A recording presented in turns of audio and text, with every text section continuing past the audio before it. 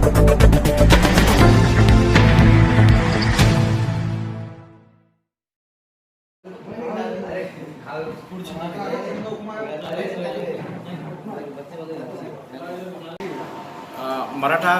समाज की रिजर्वेशन की आज जो पिटीशन सुप्रीम कोर्ट में डिसाइड होने के लिए रखी गई थी, तो आज सब पिटिशनर और रिस्पोंडेंट यानी इंटरवेंशन जो लोगों ने किया है उनकी सुनवाई आज पूरी हो गई और कोर्ट ने आज रिजर्व फॉर ऑर्डर किया है। यानी अब इसका जल्द ही रिजर्वेशन के बारे में जजमेंट आएगा।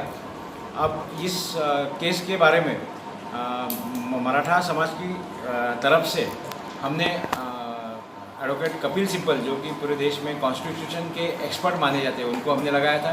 उनके साथ में हमारे दूसरे वकील साहब सुधांशु चौधरी साहब ने भी अच्छा वहाँ काम किया। हमारे तरफ से उन्होंने बात रखते वक्त दो तीन अहम बातें उन्होंने आज सुप्रीम कोर्ट के सामने रखी है। और वो अहम बात यह है कि इंडियन कॉन्स्टिट्यूशन में भारतीय राज्य घटना ने राज्य सरकार को और केंद्र सरकार को जो अधिकार दिया है, उस अधिकार के तहत ही मराठा रिजर्वेशन दिया गया है। ऐसी बात उन्होंने कोर्ट के सामने जब रखी, तब ये बताया गया कि इंडियन कॉन्स्टिट्यूशन के तहत पार्लियामेंट को कोई भी परिच्छेद में यानी कोई भी आर्टिकल में सुधार लाने का यानी उसको अमेंड करने की जैसी परमिशन है, वैसी एक परमिशन हर स्टेट गवर्नमेंट को दी गई है। और वो परमिशन ये है कि हर स्टेट गवर्नमेंट अपने अपने राज्य के हित के लिए कानून बना सकता है। और इसलिए आज ऐसा ही कुछ वहाँ हुआ है और ऐसा ही बताया गया है कि कानून से जो अधिकार है राज्य स्टेट गवर्नमेंट ने, महाराष्ट्र गवर्नमेंट ने कानून बनाया और मराठा समाज को रिजर्वेशन दिया। वैसा ही काम पार्लियामेंट ने भी किया है। पार्लियामेंट को भी हमारे घटना के तहत अधिकार है कि कोई भी परिच्छेद में यानी कोई भी आर्टिकल में वो उसको सुधार ला सकते हैं, उसमें थोड़ा बदलाव लाने का है तो वो भी ला सकते हैं, यानी उसको अमेंड करने का काम सेंट्रल गवर्नमेंट की पार्लियामेंट कर सकती है।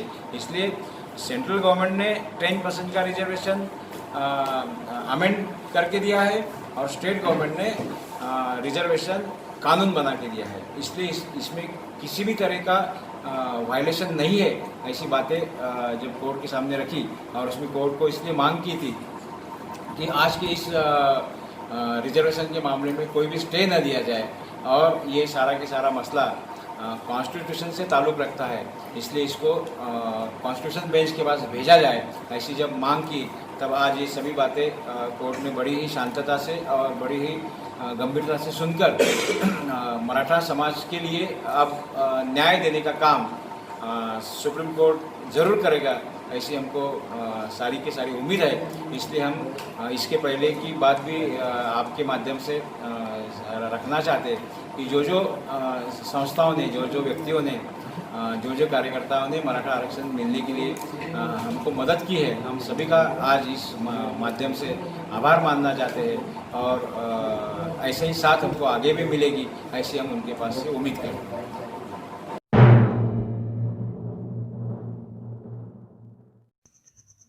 रोज नई खबरों को देखने के लिए हमारे औरंगाबाद समाचार चैनल को सब्सक्राइब कीजिए और नोटिफिकेशन पाने के लिए हमारे बेल आइकन को दबाइए ताकि हर खबर की नोटिफिकेशन आपको मिलती रहे।